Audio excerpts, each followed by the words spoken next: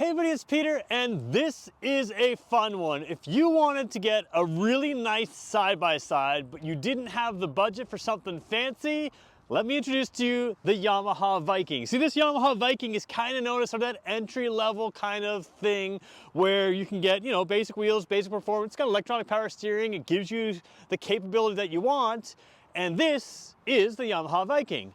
This is the exact same unit. Okay, fair. It's a trim level above. It's got the Ranch Edition, which gives it fancy interior and a couple other nice little things. But this has Yamaha accessories. It's the Yamaha accessory cab, the mirrors. It's got a lift kit with bigger wheels, and all of a sudden you're driving something that kind of competes with something that is way more expensive. But this looks just as cool. It's going to give you all the utility you need. And it's going to be something that you can use in all seasons, with the cab, without the cab, and go pretty much anywhere you want to go. And it's really not a whole lot more than this, and it's certainly less than a lot of those full enclosed cab kind of big top-end units that have things like fancy stereos and GPS systems that maybe you don't want. So this video, we're going to talk about base models versus upgrades instead of base models versus way more expensive top-line units. Which one's best for you? We'll try to figure that one out in this video.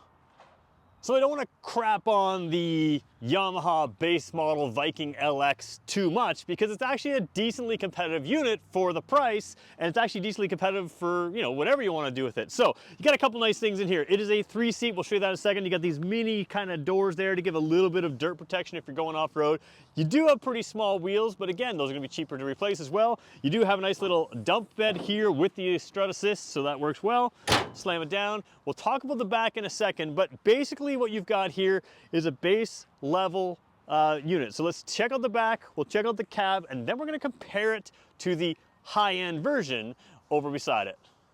So taking a look at the back of this unit, you have the utility you need. There's no LED lights in here. In fact, these aren't even reflectors, so they stick little stickers on the side here. I don't know if that's Canadian regulations or not. When the very first Toyota RAV4s came to Canada, we had different regulations than other parts of the world, and they used to have to stick stickers on them, yellow stickers for sort of like near the signal lights for marker lights or marker reflectors because they didn't meet our standards or something like that. So sometimes these come on because of certain regulations, but nothing fancy, no LED lights. And normally when I talk about these units down here, I talk about a lot of weight centralization and the narrowness of the whole weight, that kind of thing. You don't quite have that as much. You don't have a ton of ground clearance down here, but again, you've got something that's strong and well built and can do the basics that you need.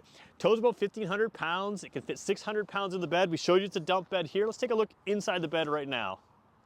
So taking a look at the tailgate that you see right now, you can sort of see that this is nothing too fancy, just kind of little spots in there. These aren't even actually drain holes in there, so it's a lot of time they have cup holders in them in higher end units. This one doesn't have that. Moving forward though, you do have something nice. This is a bed mat. This is standard in both of them, and you can see it's kind of like feels like a truck mud flap actually, sort of that rubbery kind of material. So it's going to give you some absorption of whatever you're dropping in the bed here. Underneath that, of course, is the plastic bed as well. There are tie downs in each corner, but there's no fancy proprietary attachment pieces that you get in the higher end units. But again, it's got simple holes over here. So if you needed to attach something, you could do that as well. Threaded holes from the looks of it there. So again, 600 pounds of weight in here. If you load it up high, you've got headrests and bars that'll keep you protected if anything falling in there. So again, it's going to do the basic work for you. Is it a high-end unit? No, it's not, but it's decent. And that's kind of what you're looking for, especially if price is a concern.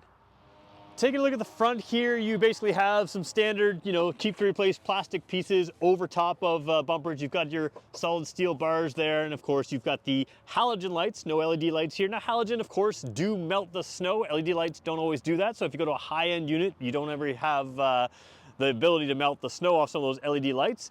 This one doesn't have a winch or anything like that, but you do have some of the basics here. Again, small tires, we already talked about that. That's going to limit your ground clearance, as is the basic suspension. But again, it's going to do the basics. It's going to do the work. One thing I want to point out, it doesn't show up well on this angle, but I will say this is a very sloped hood here. So you really have a pretty good view down to the front to what's in front of you. And that can be helpful if you're working, parking, whatever you're doing. You've got some good visibility out of this. So let's jump inside this base model before we go over to the spec'd up version. So as we take a look inside, you can see you've got a few things. There's those doors there. Now there is a very low door handle down here. Again, these doors are designed to keep some of the lower mud out. We're gonna go fully wide angle for a second here just to give you a little bit better view. But fully kind of keeps that mud out, and that's about it. You still got full visibility because you can see the seat is above the door there. So you're reaching down to the door there. Nothing fancy about the floor here. Simple. You've got a flat floor in the center because you do have the 3 seats here. Now you can see these are black seats here. You have sort of the tan color seats. I don't even know what they call it, the ranch style seats in the other one, but they're the same seats, just a different upholstery on them. You've got a nice sort of rubberized steering wheel here, so it's not very plasticky, it's very rubberized.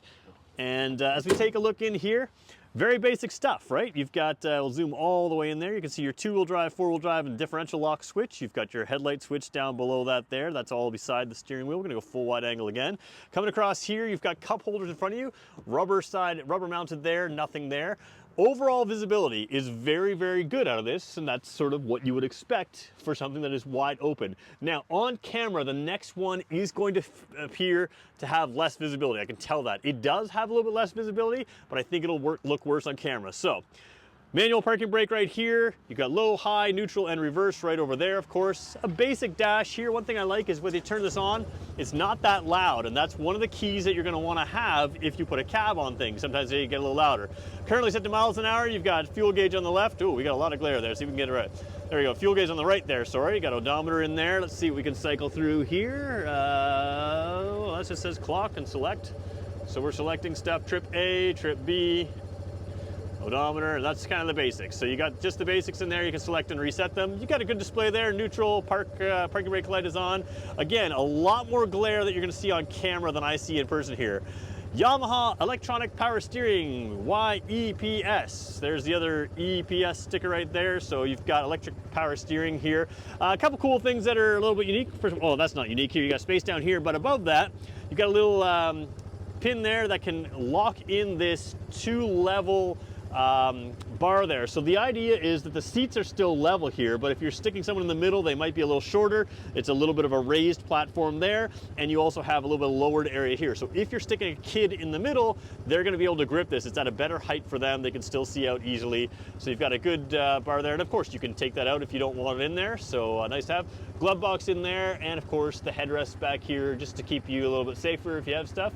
And you've got shoulder belts at all 3 locations. So you know, typical stuff. Again, nothing fancy, but it's giving you the basics of what you would get in a higher end unit. So again, this is a wide angle view, skews the view a little bit there.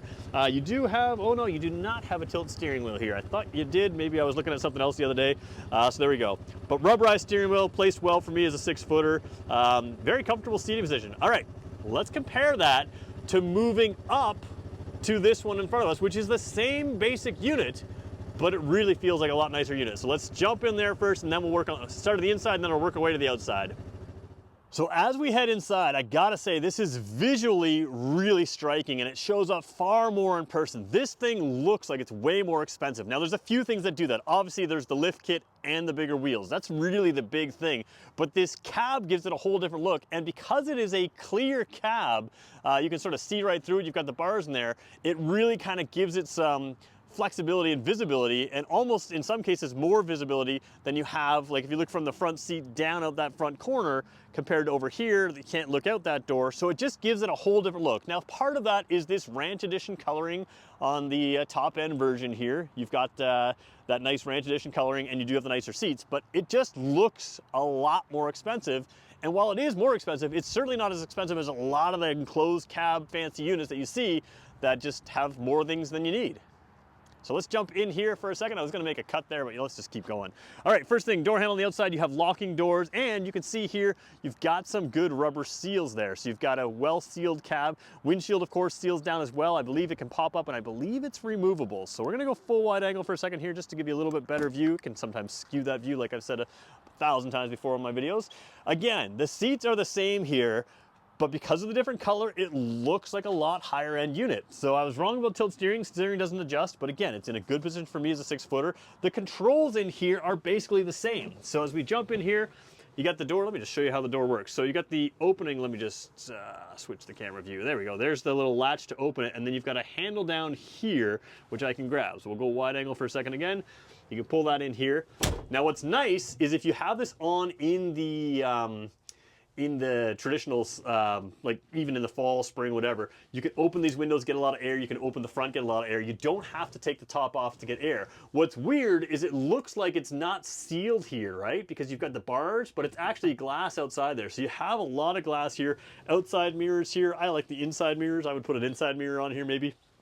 But it's got the outside mirrors there, which work well. And it does give this air of light and airiness, some visibility back here. You got a full enclosed rear window, even though it's sort of a kinked window. It's got some shape in there. We'll show you that when we get back outside. But it really is quite nice. Inside here, nothing different. But again, the coloring and the enclosure make it feel more expensive. Still got the rubber pads here and the open one there. You've got the same switch gear over here, same stuff over here, same dash over. I believe it's the same dash. Let's just try there. Yeah, it's the same dash. Yep, same dash over there. And then you've got same glove box, same everything. So everything I showed you before is the same in here, but for whatever reason, this one feels like a higher quality, higher level unit, and it really is just the cab. Now looking out front, one thing I do notice is with the mirrors and the bar and the bar, and then the small window and the bar and then the other bar, you do lose some visibility out here. That's part of the reason I like having the mirror up in the center. You have that wide angle mirror here. Again, these are accessories, so you can do what you want with it. If you don't want these side mirrors, you want to gain a little bit front visibility back and have a sleeker side on it, you can do that as well. I love this open glass kind of area. It really does give you a lot of visibility. And like I said, if you look up this side, maybe it's hard, you can see a little better there. But it's very, very airy in here, very comfortable. And again, if you're fitting 3 people, it's nice wide in here, no big deal. So very cool on the inside. I can't express it enough. The feeling of quality in this one versus that one is night and day. And all it is the interior color and the cab. And again, the cab you could remove if you wanted to, if you wanted just for seasonal use. But again, interior color and that cab outside. Now let's jump outside for a second and show you a few things. So on your left is the 25-inch wheel with the Steelies. And again, perfectly functional, but just doesn't have the coolness to it. It's got that rounded edge there, so it's going to give you some benefits and some steering feel, that kind of thing. But a more squared off wheel with a 30-inch, again, it doesn't curl down the side, so it looks even bigger than it is. And again, it does not show great on camera. It shows much better in person. We'll go wide angle for a second here, can skew the view, but it just looks so much more tough and intense, both with the wheel design and with the overall size of the wheel. So it's a big difference. You also have a lift kit there, so that gives you a lot more ground clearance, and that gives you so much more capability. It looks like a much higher end unit than it is. Let's take a look at front even closer. So again, sight lines are everything, and the camera doesn't show the way that your eyes can see, but you're able to look under this so much easier than you are over on this unit here. Now you'll notice you've got the winch in the center here. Again, same frame, same bumper design that we showed you off the front, same lighting and everything else, but you have the winch in here, which of course fits this unit. It looks a lot more capable, and it's got the winch there to be more capable. Again, you could put the winch in here. All of this is just accessories. Yes, it's a trim line jump, but what you're looking at as far as a real difference is accessories. The trim line gives the interior, the exterior is all just accessories. Taking a look at the back here down low, again, same frame design, no special, nothing special going on as far as like extra, weight centralization or anything else, but you've got a tough frame. Now, one thing to keep in mind is it had a 1,500-pound towing capacity. You may lose some of that just with the gearing differences of the tires. That could feel a little different towing-wise, but it's certainly gonna have the pep to have all the fun you need. Again, it's not designed to be a rocket ship. It's designed to do the work you need to do. But again, it looks way cooler, and you can definitely take it out on trail and have a lot of fun with it. Take a look at the back corner. Again, you've got same tailgate. The different coloring kind of makes it look a little higher end. Again, no LED lights or anything fancy out there like that. You do have the same bed in here with the same tie downs, the same bed mat. Let's just drop it for a second here. Nothing fancy there, just get it loose there. So you got same capability, same bed mat in there. You've got a few of the accessories in here sitting there. We mentioned that back window. It's kind of kinked out there, and it kind of like sort of rolls down, which gives you a nice sort of visual effect. It gives more space in the cab. But again, it is all sealed off. So you've got that dust and rain and that kind of stuff is going to stay out of there. And again, if you had to use it in the winter in the cold snow and that kind of thing, it's not heated, but it's still going to be warmer in there than you would have in other areas. So let's talk about who this is for, why you may want to do something like this, and why you may not. So let's talk about who these are for. Well, first of all, this and this are the exact same, but that answers one question that I get all the time is, man, side-by-sides are getting really expensive. And it's true, they are getting really expensive, but they're also adding a lot of capability with that. And for a lot of people, you may not ever come close to touching that capability. In other words, if you buy those expensive units, yeah, they're gonna have stereos, they're gonna have fancy things, they're gonna have, you know, pieces and parts, but if you're only ever gonna use 50% of its capability, why not buy something like this where you're gonna use 80% of its capability, but go through the accessories catalog, stay well under the price of those higher end units, but get something that looks just as good as the higher end units, functions in most cases just as good as the higher end units, and costs so much less. You're gonna have more money for yourself. So that's what intrigues me most about this versus this. I walked right by this, didn't even notice it, and saw this and said, that looks cool, what's that? And then they explained to me what this is. So again, normally I mentioned off the top that I'm filming here at McLean's. McLean's Sports is awesome. They give me complete access to their entire vehicle lineup. I do videos like this all the time. So if you made it this far, do me a favor, hit the subscribe button. Let me know what you think. And let me know what your comments. Would you rather buy the expensive unit, or would you consider accessorizing up to get what you want? There we go. If you want to see this thing or find out more about it, the link to McLean's is in the description. Check it out there. And if you made it this far, like I said, do me a favor, hit the subscribe, leave a positive comment, leave a like. We'll catch you in the next one.